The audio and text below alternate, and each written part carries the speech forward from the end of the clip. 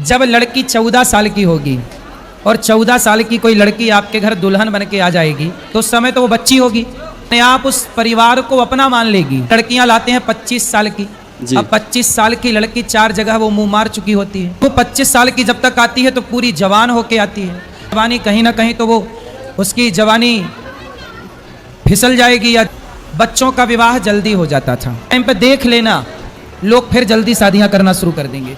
सभी में देख रहे होंगे कि वृंदावन के कथावाचक की वजह से पूरे मथुरा, वृंदावन और सब जगह बहुत ही रोष दिख रहा है। आप सोचिए, कथावाचक होकर जो ज्ञान की बातें जिसको देनी चाहिए, कि जिसको समाज को संदेश देना चाहिए कि उसको अपने बच्चों को कैसे पढ़ाना है, कैसे लिखाना है, कैसे उनको आगे बढ़ाना है, वो उस तरीके से न बोलकर वो बोल रहे हैं कि 14 साल की बेटी की शादी कर देनी चाहिए। यानी कोई बच्ची 9th भी नहीं पढ़ रही लेकिन उसकी शादी कर देनी चाहिए, क्योंकि अनिरुद्धाचार्य के हिसाब से 25 साल की लड़की मुँह मार देती है कहीं।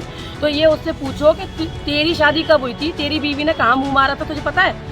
या तुझे ये पता है कि तेरे घर में बाकी तेरी बहनों की, तेरी माँ की शादी किस उम्र में हुई है? जिसको ये नहीं पता उसको ये समझना चाहिए। हमारी बहन बेटियों के बारे में कुछ भी कहेगा तो मैं बता रही हूँ, लोग कह रहे हैं उसके जूतों की माला पहनेगी, मैं माला भी नहीं पहनाऊंगी, मैं उसको जूता उसके मुंह पे मारूंगी और उसको बताऊंगी कि जो गौरी गोपाल आश्रम के नाम पे जितनी महिलाओं से तुम अभद्रता कर रहे हो और महिलाओं का जो तुम खा रहे हो, क्योंकि महिलाएं अपना आके यहाँ पे दान भी करती हैं। बहुत सारी महिलाएं ने अपना सब कुछ दान करके तब वो उस जगह पे रह रही हैं। बहुत सारी जगह से इनको डोनेशन उस महिलाओं को रखने के लिए मिल रहा है और उन महिलाओं के साथ ये अभद्रता जो कर रहे हैं उसका इनको भुगतना पड़ेगा और उस गौरी गोपाल आश्रम में हम ताला लगवाएंगे। अनिरुद्धाचार्य ने माँ बहन बेटियों के बारे में जो बोला है वो बहुत ही निंदनीय है। हमारे वृंदावन में एक से एक बड़े भागवत आचार्य हैं, बड़े बड़े संत भगवान हैं, सभी लोग व्यासपीठ की मर्यादा का ध्यान रखते हैं। लेकिन जिन लोगों के पास अरबों करोड़ों रुपए आ जाता है एकदम, तो वो उनको रावण का सा अहंकार हो जाता है। यही स्थिति अनिरुद्धाचार्य की है। इन लोगों के पास अरबों की संपत्ति इकट्ठी हो चुकी है, तो ये लोग व्यासपीठ की मर्यादा को भूल चुके हैं।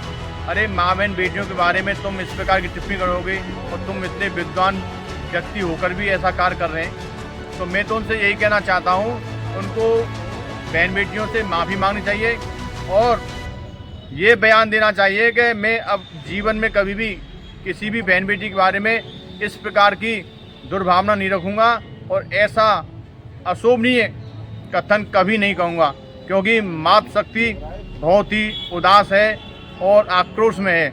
मातृशक्ति चाहती है कि अनिरुद्धाचार्य को इस प्रकार का बयान कभी नहीं देना चाहिए।